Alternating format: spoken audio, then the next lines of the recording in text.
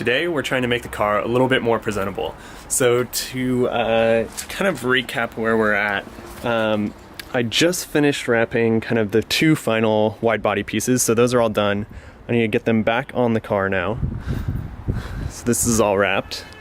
And I did get some spacers for the rear wheels and the front wheels, and those will be kind of temporary until we can actually get kind of some real wheels and then build them so that they're kind of the right specs. But for now, I'm just going to put spacers on them so it kind of fills out the wide body pieces a little bit. And then if we have time, we're going to do still need to wrap this so I can get the wing on, and wrap a few other small pieces like the side skirt and stuff like that. So for now, let's start and get this wide body piece put on and the other piece put on, and then see if we can get the spacers put on as well. So the car will start looking a little bit more presentable and not like it's just cut up on the sides.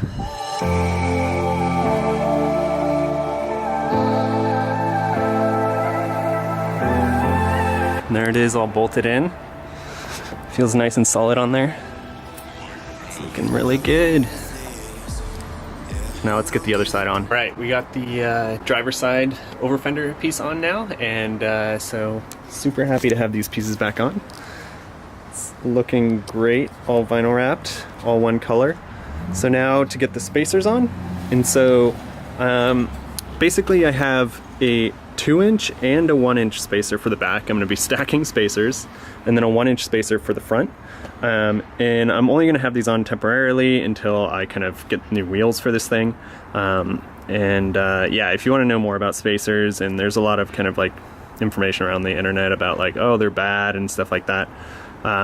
There's like a really good video by Offbeat Garage that talks about spacers, and there's like Formula Drift people who use like 4-inch spacers on their wheels, and they're kind of totally fine. Yeah, some people say it's bad on wheel bearings and stuff like that. If it is, I'll just replace my wheel bearings. So I'd rather have these wheels kind of out for now. So let's go ahead and lift up the back, get the wheels off, and then I also have new lug nuts for the back or for all of them as well. And let's get those spacers on. What I do, you think you're the coolest. So to start, we got the 2-inch spacer. These are hub centric, so it should match right up to this hub, and that'll make it so it'll kind of prevent the wheels from being unbalanced and stuff like that when you tighten it on. Alright, so there's the 2-inch spacer. Got that puppy on. Now to put the 1-inch spacer on. So we ran into a slight issue where these threads are basically sticking out past the second spacer. So what I'm going to need to do is trim them down so that they're flush with the spacer, so that the wheel can go all the way up against the spacer. So gonna go grab my angle grinder. I'm gonna mark how far out I need to cut, grab my angle grinder, and then cut them off. We got them all ground off, and they're completely flush now, so the wheel should be able to sit completely against the spacer now. So let's get the wheel back on, and then we can check out the fitment. I was pretty conservative with the fitment, so we'll see how it actually lines up. Alright, so these are the lugs we're going to be putting on. They're new Techie SR48s. They're pretty popular with people. They're pretty cheap also. I think they're like $50 for the whole thing. Yeah, let's get these on. So here is the fitment. For now, this is way better than this side, as you can see. So I'm actually pretty happy with it. It will sink in a little as we lower the car back down, but honestly this fitment looks really good. So we'll do the other side and then lower it down and see the true fitment. I got both sides on now, so let's lower it down and see how the fitment is in the back.